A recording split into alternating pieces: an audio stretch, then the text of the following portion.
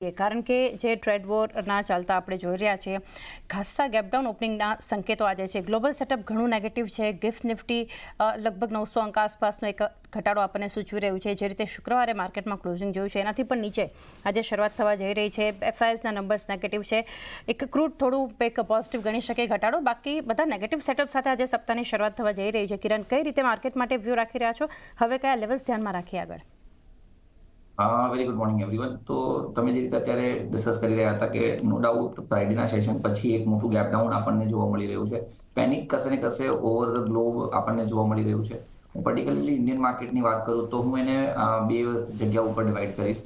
પેલું technical setup અને બીજું મેક્રો ડેવલપમેન્ટ. તો આપણે મેક્રો ડેવલપમેન્ટ સ્ટાર્ટ કરીએ.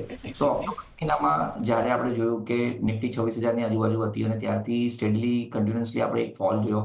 ઓક્ટોબર મહિનાથી લઈને અગર તમે જોશો તો માર્ચ મહિના સુધી જે 26,200ની આજુબાજુ ઓલ ટાઈમ હાઈ હતા ત્યાંથી આપણે જોયું કે 21,930ની આજુબાજુના બોટમ બન્યા અને ત્યાંથી આપણે રિકવરી જોઈ. તો પહેલા તો આ ફોલની વાત કરીએ તો આ ફોલ દરમિયાન તમે ક્રૂડ ઓઇલ જુઓ, ક્રૂડ ઓઇલ 15% ઉપર હતું. યુએસડી INR 83 વાળું 88 ના લેવલ ટચ કર્યા હતા.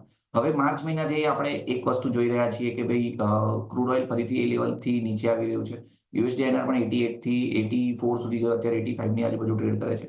સો મેક્રો કશે ને કશે ઇન્ડિયાના ફેવરમાં છે નંબર 1 અને એને લઈને જ આપણે જોયું કે 21,900 થી 22,000ની આજુબાજુથી એક સારું બાઉન્સ આવ્યું અને શોર્ટ ટર્મમાં જ એટલે કે માત્ર 10 દિવસ યા 15 દિવસની વાત છે કે જે 22,000ની આજુબાજુ માર્કેટ ચાલતું હતું 23,800 સુધી ગયું.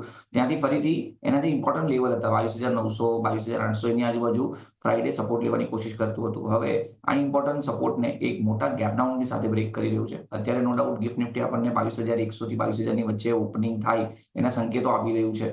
તમે ફરીથી નિફ્ટીનો ચાર્ટ જોશો તો એક જે ફોલિંગ ટ્રેન્ડ લાઇન બ્રેકઆઉટ હતું એનો સપોર્ટ અત્યારે કશે ને કશે 22,200 થી 22,300ની આજુબાજુ છે. સો આજના ગેપડાઉન ઓપનિંગ પછી ઇમ્પોર્ટન્ટ લેવલ આપણે જોવાનું રહેશે કે જો નીચેમાં 22,000 થી 21,900નું લેવલ બ્રેક નથી થતું અને ફોર સે કે કોઈ પણ રિકવરી આવે છે અને 22,300ની ઉપર જો માર્કેટ સસ્ટેન થઈ જાય છે તો મને એવું લાગે છે કે આપણા માર્કેટે આ વોલેટિલિટીને ડાયજેસ્ટ કરી લીધી છે અને ફર્ધર કોઈ પ્રાઇસ કરેક્શન્સ આવે એના ચાન્સીસ ઓછા છે. હું ફરીથી રિપીટ કરું, આ ગેપડાઉનની અંદર 21,900 થી 22,000ને હોલ્ડ રાખે અને રિકવરી પાર્ટ પર જો આજનું ક્લોઝિંગ 22,300ની ઉપર આવે તો મારા હિસાબથી આપણે આ વોલેટિલિટીને ડાયજેસ્ટ કરી છે એવું કહી શકીએ છીએ.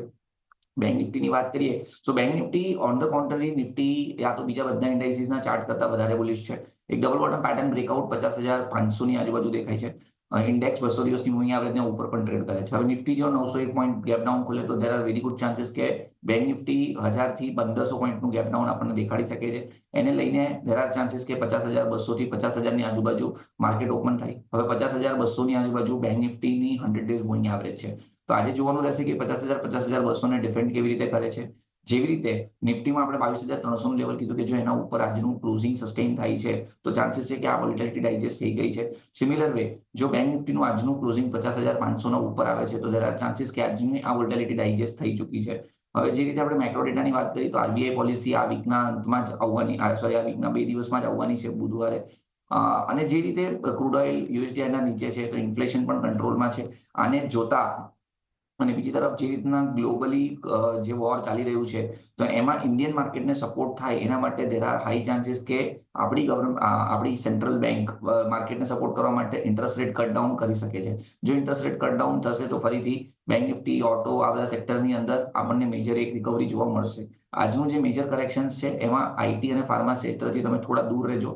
ઓટોમાં પણ તમે દૂર રહેજો. કોઈ પણ બોટમ ફિશિંગ કરો તો એવા કેન્ડિડેટ યા તો એવા સ્ટોક્સને લેજો કે જે યુએસ ટેરિફથી ને ટચ ના થાય યા તો યુએસ ટેરિફના વજહથી એમાં કોઈ પ્રોબ્લેમ ના આવે, જેનાથી આગળ જો કોઈ પણ પ્રકારના રિએક્શન્સ આવે તો આપણા પોર્ટફોલિયોને એટલો કોઈ મોટો હાર્મ ના થાય.